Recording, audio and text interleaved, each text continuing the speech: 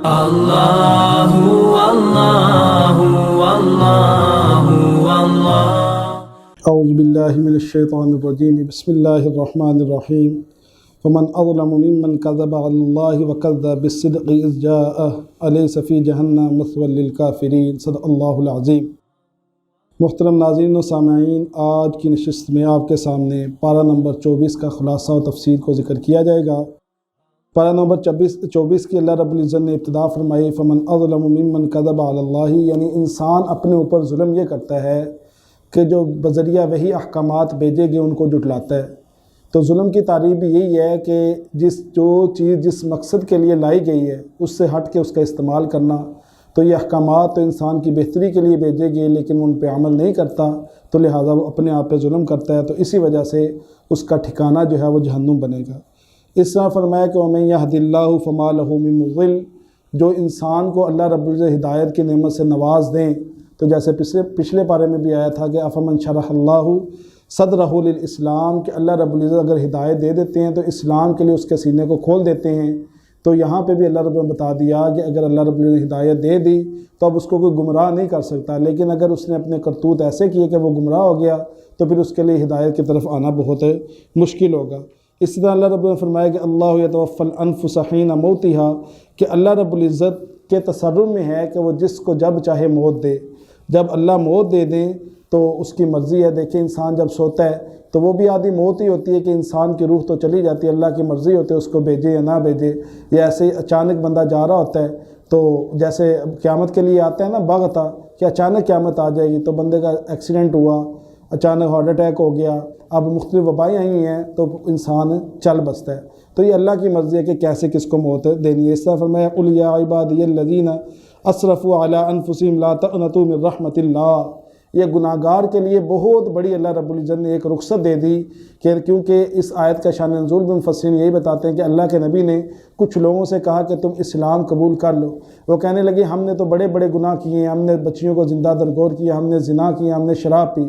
تو اللہ کے نبی نے ان کو یہ آیت پڑھ کے سنائی کہ یا عبادی الذین اسرفوا علی انفسہم لا تقنطوا من رحمۃ اللہ، کہ تم اگر سچے دل سے اللہ کے سامنے توبہ طائب ہو جاؤ گے، اللہ تمہارے سابقہ تمام بڑے سے بڑے گناہوں کو معاف فرما دیں گے، لیکن جو شرک ہے اللہ رب اس کو معاف نہیں کریں گے۔ تو آج ضرورت ہمیں بھی اسی بات کی ہے کہ ہم اجتماعی طور پہ اللہ سے اپنے گناہوں کی توبہ کریں، تاکہ اللہ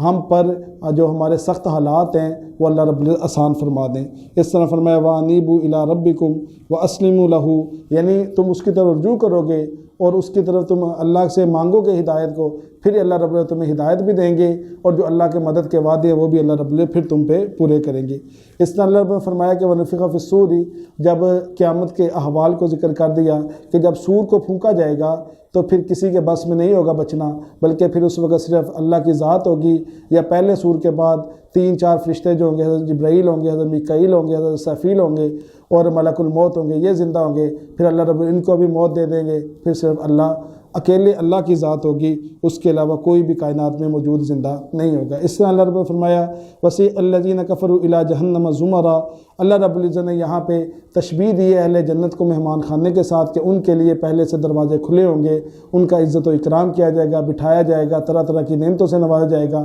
اور اہل جہنم کو قید خانے کے ساتھ کہ ان کو جب لایا جائے گا تب دروازے کو کھول کے فوری اندر ڈال کے دروازوں کو بند کر دیا جائے گا، یعنی ان کو کوئی سہولت کوئی آسائش وہاں پہ نہیں ملے گی بلکہ تنگی ہی تنگی ہوگی۔ اس طرح اللہ رب نے فرمایا کہ جو اہل جنت ہوں گے وہ ہمیشہ یہی کہتے رہیں گے الحمدللہ الذی صدقنا وعدہ وورثنا الارض، کہ اللہ رب العزت نے جو ہم سے وعدے کیے ان کو سچ کر دیا اور ہمیں انہی کا وارث بنایا اور ہمیں جنت میں ٹھکانہ دیا، کیونکہ اللہ رب العزت جو مشقتیں دنیا میں دیتے ہیں اس کا بدلہ اللہ نے آخرت میں ہی دینا ہے۔ تو اہل ایمان کا یہ ایمان اور عقیدہ ہوتا ہے۔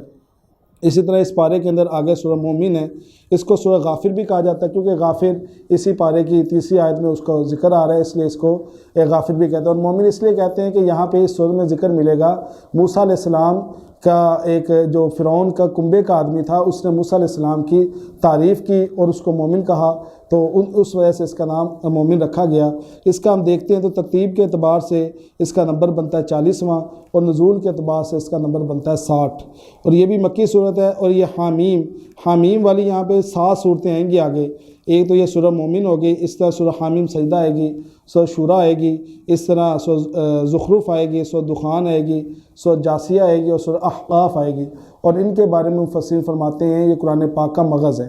ان میں عقائد کے بارے میں بہت زیادہ بات کی جائے گی۔ اس طرح فرمایا کہ حامیم تنزیل الکتاب من اللہ العزیز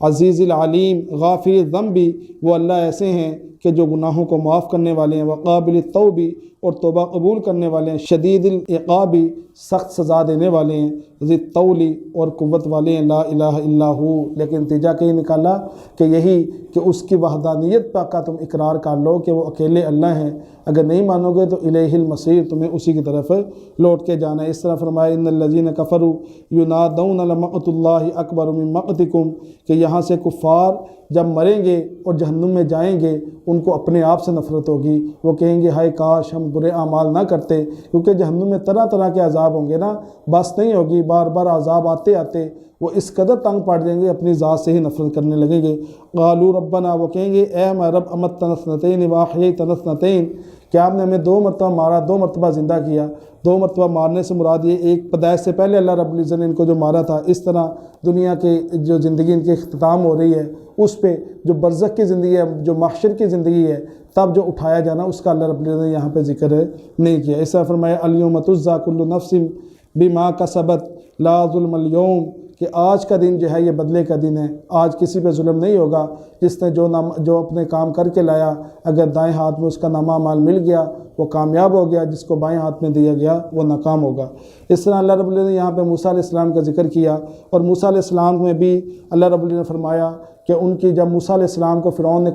قتل کرنے کا منصوبہ بنایا تو مفسرین فرماتے ہیں کہ فرعون کا چچا زاد بھائی تھا جس کا نام شمعان بتایا جاتا ہے، اس نے کھڑے ہو کے فرعون کی بارگاہ میں ایک بڑی مؤثر تقریر کی، جس سے فرعون کو یہ ڈر ہوا کہیں یہ میری قوم والے اور یہ جو میرے وزراء ہیں یہ ایمان نہ لیں، تو اس نے اس پہ کہا کہ اس کو قتل کیا جائے، کیونکہ آج بھی جو لوگ ہیں جو بااصل لوگ ہوتے ہیں وہ وقت کے فرعون ہوتے ہیں، یعنی وہ اپنے خلاف کوئی بات کو پسند نہیں کرتے۔ اسی کا اللہ رب نے ذکر کیا وقال رجل مؤمن من آل فرعون یکتم ایمانہ اتقتلون رجلا ان یقول ربی اللہ، یعنی صرف تم موسیٰ علیہ السلام کو اس بات پہ قتل کرنا چاہتے ہو کہ الیاذ باللہ کہ تم اپنے آپ کو خدا کہہ رہے ہو، اور موسیٰ علیہ السلام کہہ رہے ہو کہ تم خدا نہیں ہیں بلکہ خدا جو ہے وہ اللہ کی ذات ہے، تو وہ صحیح بات تمہیں کہہ رہے ہیں کہ تم کیوں اس پر ان کو قتل کرنے کے منصوبے بناتے ہو۔ اس طرح اللہ رب نے فرمایا یا قوم انما هذه الحیات الدنیا متاع، کہ یہ دنیا کی زندگی ہے، صرف یہ جو مختصر جو ہے ایوریج عمر ہماری 50-55 سال ہے، اسی میں ہم نے جو اعمال کرنے ہیں اسی کے بدلے ہمیں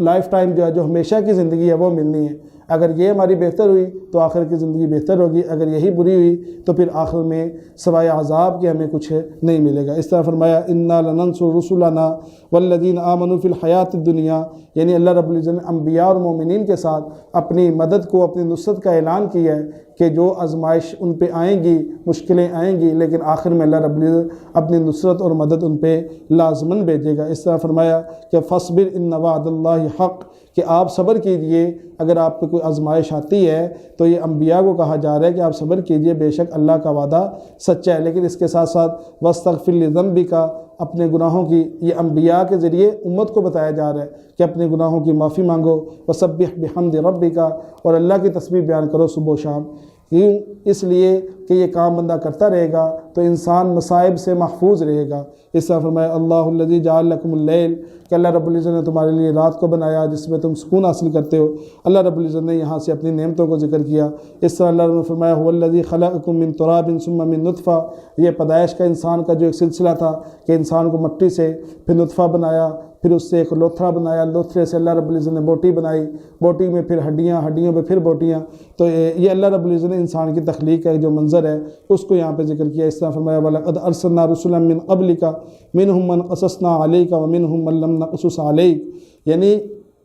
یہ جو آپ کو قصے بتائے گئے انبیاء کے، تو یہ آپ پہلے ان کو نہیں جانتے تھے، بلکہ اللہ کی اللہ کی حکمت تھی، یہ اللہ کا علم تھا جو اللہ نے آپ کو عطا کیا۔ اس طرح فرمایا فلما جاءتهم رسلهم بالبينات فرحوا بما عندهم من العلم، کہ بعض لوگ ایسے ہیں جو وحی کے مقابلے میں اپنے علم پہ اتراتے ہیں، یعنی جب انبیاء ان کو بذریعہ وحی کوئی بات بتاتے ہیں تو وہ دنیا علوم کو اور فنون کو سامنے رکھتے ہوئے اس پہ اتراتے اور تکبر کرتے ہیں، تو وحی کا مقابلہ کیا ہوگا دنیاوی علوم کے ساتھ۔ اس طرح آگے ہم دیکھتے ہیں تو سورہ حامیم سجدہ ہے، جیسے پہلے ذکر کیا کہ یہ 7 صورتیں ہیں یہ حامیم والی، تو اس میں سے یہ دوسری صورت ہے۔ اس کا اگر ہم نزول کے اعتبار سے دیکھتے ہیں تو اس کا 61واں نمبر ہے، اور اگر ترتیب کے اعتبار سے دیکھتے ہیں تو اس کا 41واں نمبر ہے۔ اس کی ابتدا اللہ رب نے فرمائی کہ حامیم تنزیل من الرحمن الرحیم، یہ اللہ رب العزت کی طرف سے نازل کرتا کتاب ہے۔ اصل میں یہ آیات جو تھیں اس وقت نازل ہوئی کہ ابو ولید عتبہ بن ربیعہ یہ نبی کریم صلی اللہ علیہ وسلم کے پاس آیا اور کہنے لگا کہ آپ کو اگر حکمرانی چاہیے ہم آپ کو حکمرانی دیتے ہیں، آپ کو مال چاہیے ہم مال دیتے ہیں، اگر آپ کو کوئی مسئلہ ہے کوئی بیماری ہے ہم اس کا علاج کرواتے ہیں۔ تو اس کے بدلے میں اللہ کے نبی نے جب یہ آیات تلاوت کرنا شروع کی، جب نبی کریم صلی اللہ علیہ وسلم فَإِنْ أَعْرَضُوا فَقُلْ أَنذَرْتُكُمْ تک پہنچے تو اس نے نبی کریم صلی اللہ علیہ وسلم کے منہ پہ ہاتھ رکھ لیا، کیونکہ عرب تھا نا، سمجھتا تھا بات کو کہ کیا کہا جا رہا ہے، اور کہنے لگا آپ کو ہماری قرابت کا ہماری رشتہ داری کا واسطہ ہے، آگے کچھ نہ کہیے۔ اور یہ کہہ کے اپنے ساتھیوں کے پاس آیا، اس نے کہا کہ باز آ جاؤ اور نبی کریم صلی اللہ علیہ وسلم کو ان کے حال پہ چھوڑ دو، یہی تمہارے لیے بہتر ہوگا۔ اسی بارے میں اللہ رب نے فرمایا وَقَالُوا قُلُوبُنَا فِي أَكِنَّةٍ مِّمَّا تَدْعُونَا إِلَيْهِ، کہ یہ مشرکین کی ضد ہے، اس ضد کی وجہ سے وہ نبی صلی اللہ علیہ وسلم پہ ایمان نہیں لاتے، وگرنہ نبی صلی اللہ علیہ وسلم کے جو احوال ہیں ان پہ واضح ہیں۔ اس طرح فرمایا فَأَمَّا عَادٌ فَاسْتَكْبَرُوا فِي الْأَرْضِ، کہ دیکھ لو کہ جو کفار کو یہ تنبیہ کی گئی ہے کہ دیکھو پہلی جو امتیں ہوئیں انہوں کو اللہ رب العزت نے کتنی عاد والے کتنے مضبوط تھے، کتنی قوت والے تھے، لیکن اللہ رب العزت جب ان پہ عذاب بھیجا تو ان کی ساری قوت ان کی طاقت ساری ملیے میٹ ہو گئی۔ اس طرح اللہ رب نے فرمایا وَيَوْمَ يُحْشَرُ أَعْدَاءُ اللَّهِ إِلَى النَّارِ، کہ اللہ رب العزت جب محشر میں تم کو جمع کریں گے تو تمہارے منہوں کو بند کر دیا جائے گا، اور جو تمہارے اعضاء ہیں وہی تمہارے خلاف گواہی دیں گے، اور تب انسان کہے گا اپنے اعضاء کو مخاطب کر کے کہ میں تمہاری سہولت کے لیے تو یہ گناہ کرتا تھا، آج تم ہی میرے خلاف کھڑے ہو گئے ہو، لیکن اس وقت اس کا کہنا کوئی فائدہ نہیں دے گا۔ اس طرح فرمایا وَمَا كُنْتُمْ تَسْتَتِرُونَ أَن يَشْهَدَ عَلَيْكُمْ سَمْعُكُمْ وَلَا أَبْصَارُكُمْ وَلَا جُلُودُكُمْ، یعنی یہ کفاروں یہ سمجھتے تھے کہ جو گناہ ہم چھپ کے کر لیں گے اللہ رب العزت اس کو دیکھتے نہیں ہیں، تو اللہ رب نے فرما دیا یہ تمہارا گمان ہی ہے، ان اللہ لا یعلم کثیرا مما تعملون، کہ جو تم کرتے ہو اللہ کو نہیں علم نہیں، بلکہ اللہ رب العزت تم اگر ساتھ ساتھ تہوں میں چھپ کے بھی گناہ کرو گے تو اللہ رب العزت سے باخبر ہے۔ اس طرح فرمایا وقال الذین کفروا لا تسمعوا لهذا القرآن، آپس میں کہتے تھے کہ تم اس قرآن کو نہ سنو بلکہ شور مچاؤ، کیوں؟ اس لیے کہ سنو گے تو کوئی ہدایت کی بات تمہارے کان میں نہ پڑ جائے۔ اس طرح فرمایا ان الذین قالوا ربنا اللہ ثم استقاموا، پہلے اہل کفر کا ذکر آ رہا تھا، اللہ رب العزت نے اہل جنت کا تذکرہ کیا کہ جو اہل جنت ہیں ان کو چاہیے کہ وہ کہیں ربنا اللہ، کہ اللہ ہی ہمارا رب ہے، یعنی توحید پہ کامل یقین رکھے۔ اس طرح ثم استقاموا، پھر استقامت اختیار کریں۔ حضرت عمر رضی اللہ تعالیٰ عنہ سے پوچھا گیا تھا استقامت کیا ہے، تو حضرت عمر رضی اللہ تعالیٰ عنہ نے بتایا تھا کہ اللہ کے تمام احکامات پر سیدھے سیدھے طریقے سے چمٹے رہنا اور جمے رہنا، اس کا نام ہے استقامت۔ اور اسی پہ ہم اگر کہیں تو یہ ہوگا کہ استقامت کا جو لفظ ہے یہ تمام شرائع اسلام کو شامل ہوگا، یعنی اس کی جامع تعریف یہی ہوگی کہ جو اسلامی احکامات ہیں ان تمام کا مجموع اس پہ جمع رہنے کا نام استقامت ہے۔ اور یہ بھی بات رکھیے گا استقامت جو ہے وہ کرامت سے اوپر ہے، یعنی اگر بندہ اپنے عقائد پہ جمع رہے گا تو اللہ رب العزت کو اس کے لیے کوئی کرامت دکھانا اس کے لیے ضروری نہیں ہوگا۔ اس طرح اگر ہم دیکھتے ہیں اس پارے کے آخر میں تو اللہ رب العزت نے فرمایا لا یأتیہ الباطل من بین یدیہ ولا من خلفہ، یہ حفاظت قرآن کو ذکر کر دیا کہ اللہ رب العزت من بین یدیہ جو اس کے ظاہری الفاظ ہے اس کی بھی اللہ رب العزت حفاظت کرتے ہیں، ولا من خلفہ جو اس کے معانی ہیں اس کی بھی اللہ رب العزت حفاظت کرتے ہیں۔ اور اسی طرح اللہ رب العزت نے فرمایا وَلَوْ جَعَلْنَاهُ قُرْآنًا أَعْجَمِيًّا لَقَالُوا، یعنی یہ قرآن کے فصاحت و بلاغت کو ذکر کیا، اگر یہ